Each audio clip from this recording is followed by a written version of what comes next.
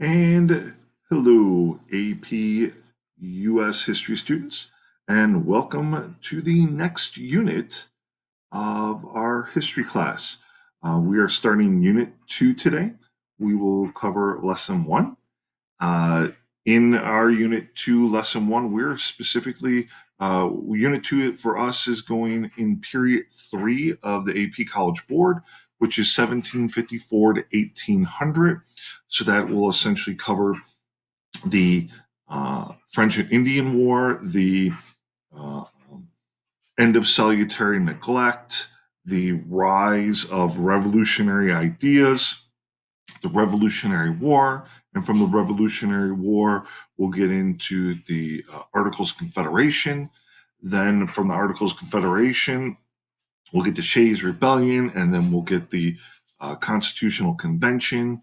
From there, we'll get in a Constitution, a Bill of Rights, talk about George Washington's presidency, and essentially through John Adams' presidency and the Revolution of 1800.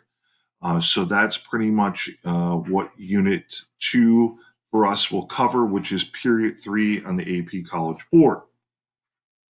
So today for lesson one, we will be focusing on the rise of conflicts in colonial North America, those things that are leading up to the French and Indian War, which is very important to us. And we'll learn in lesson two about the French and Indian War, but it's important because it changes the relationship between the colonists and um, the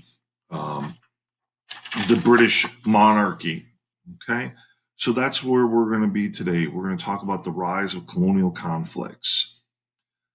So we've talked about in history already the relationship that the Spanish, the French, and the British have had with the indigenous people. We know that the Spanish were about enslaving and putting the encomienda systems in place.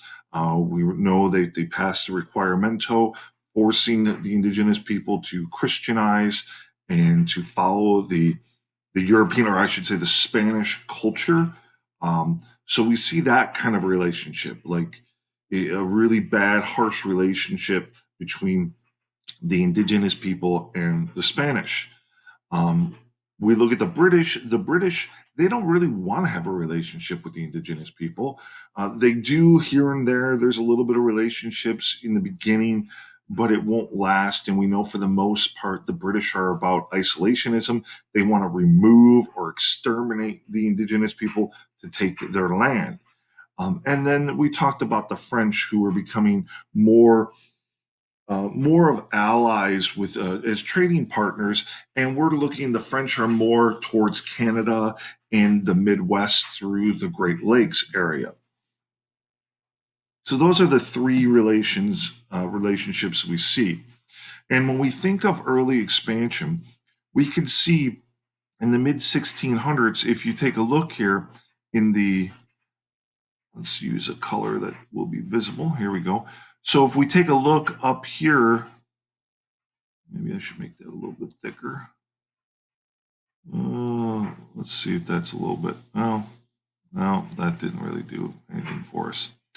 Anyway, we're looking for up here where we start to see a lot of conflict between um, the British and the French over territory, and we could see that the French are going to expand into modern day Canada. They'll eventually go down the Mississippi River.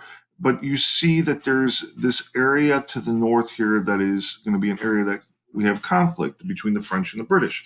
We've talked about in a previous unit about the Beaver Wars over land and regions.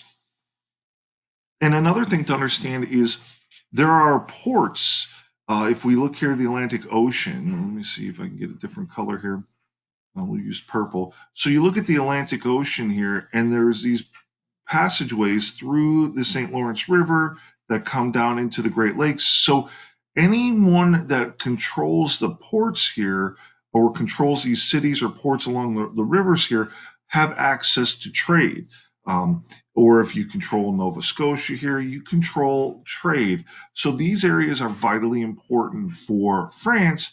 So if the British go west and try to take that land, there'll be a fight for this region. So in history and in your readings, there's mention to a series of wars in an 80-year time period: the King William's War, Queen Anne's War, King George's, and the French and Indian War. And these are essentially just between the British and French for the for the most part. Now there are indigenous people involved, because the French have the allies of certain indigenous tribes, and then the British too try to get some indigenous tribes to be on their side also. So we see these series of wars. The first three, William's, Anne's, and George's War, those are mostly in Europe, but it does, remember, what happens in Europe also affects what's happening in the colonies and vice versa. The first two, King William's War and Queen Anne's War, we know that the British attempted to capture Quebec, once again, as a trading post up there in the St. Lawrence River. So that would help the western parts of the British New England colonies have a faster way to get to water. We also see that in the Queen Anne's War, we see the British did win Nova Scotia from France. So that really kind of upsets the French. Okay.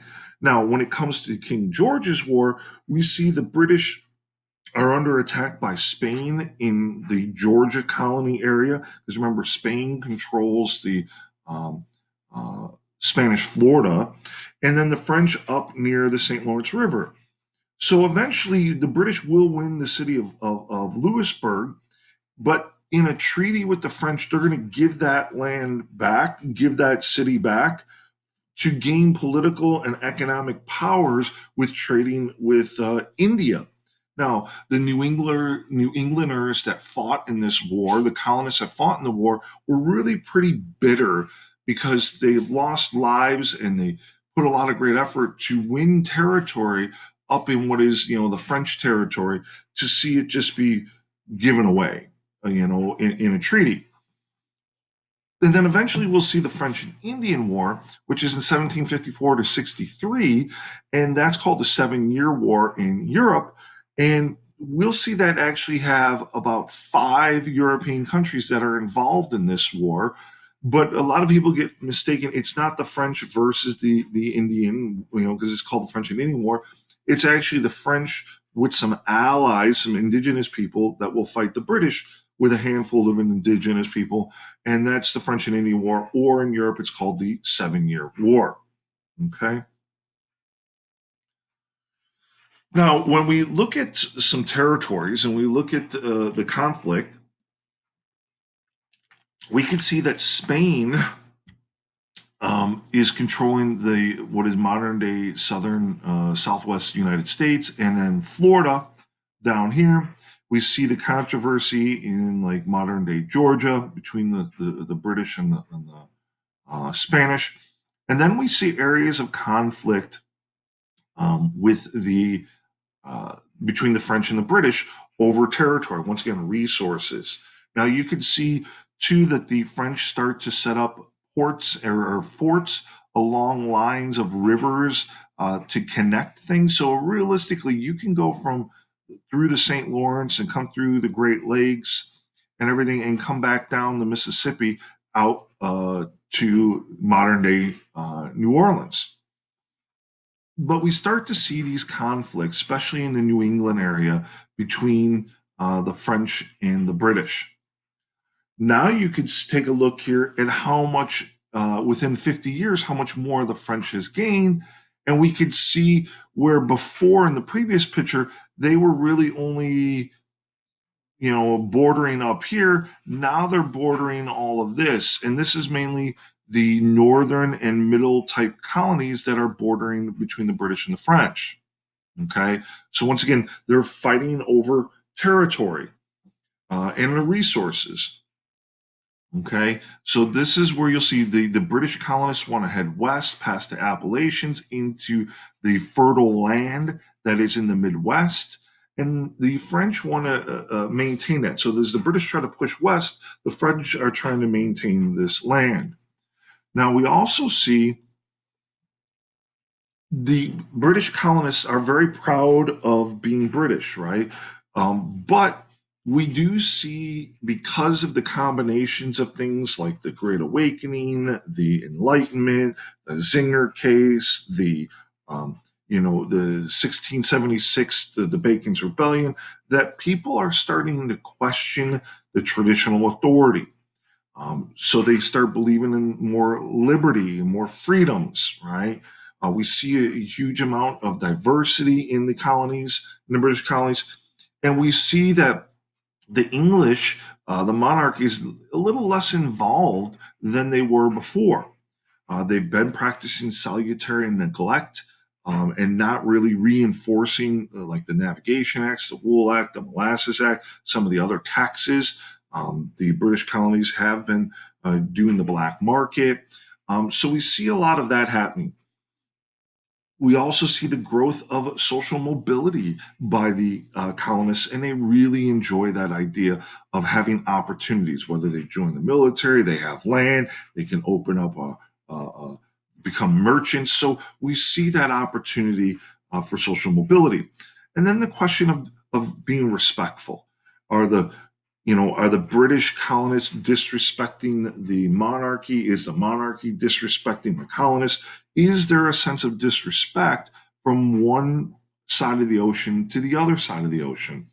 So we start to see a little bit of angst between the British Empire and the colonists.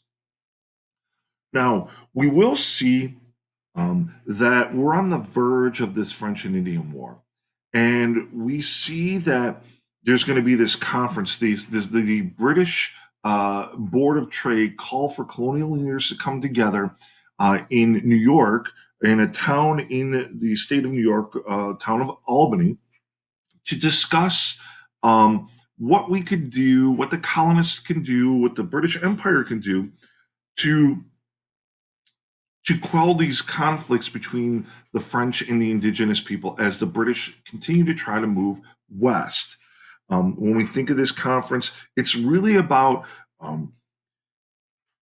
to recruit troops, collect taxes for the common defense against the French and to have unity to bring the 13 colonies together as one unit. Okay, that's the really a push for one general government. But you have to understand too, each colony had its own little government. We talked about the House of Burgesses. Each of them have their own little set, and they're afraid that if they, some of the colonists are afraid if they unify into this one big colonial government, that they'll lose some of their autonomy, and that really scares them. Now we'll see like New England, New York, Pennsylvania, Maryland, they wanted to join forces against France.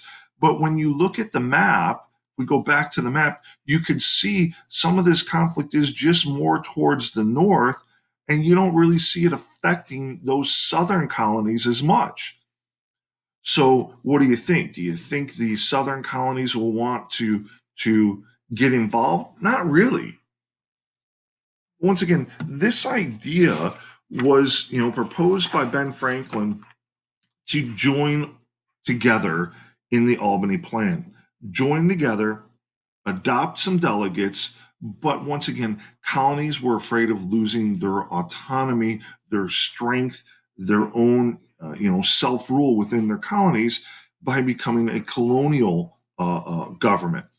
And the British actually were rejected this idea because they also felt that if the colonists came together and joined together, that they might eventually one day want to fight for independence and break away. So that was something they were very nervous about.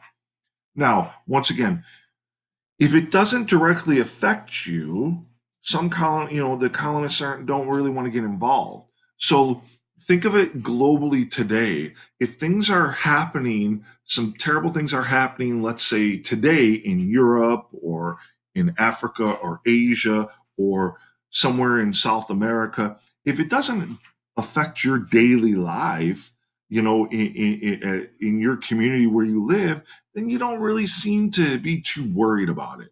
And that's what we're going to see. Those southern colonies are not going to want to join the Albany Plan and unite because they don't really see much benefit to it.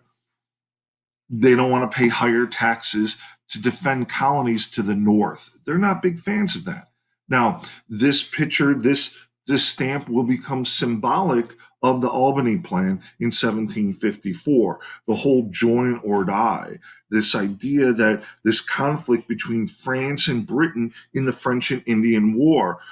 This is, or I should say, the British colonists. This is the conflict between France and the British colonists in the French and Indian War. Join together or we'll die. And so that's became the thing that Ben Franklin really pushed for in the Albany Plan. Now, unfortunately, those southern colonies are going to choose not to join, but we will see over time the colonists will have to fight. Over 30,000 colonists will suit up and be part of the colonial militia in this war. So this is the whole idea of join or die. Come together. Are we going to come together? And not all the colonies are willing to do that. So by this time, you should be able to now explain the conflict of the French and the British by the 1750s, so the last 80 years of conflict. You should also be able to tell us what's the main purpose of the Albany Plan. Why would the monarch in Great Britain be fearful of the Albany Plan? Why would they be afraid of this joining together of the colonies? And then what reasons would colonies in the South not be interested in joining the Albany Plan? So, with that information, this will conclude lesson one. Lesson two will specifically talk about the French and Indian War. So, until next time, have a great day and we'll talk to you soon.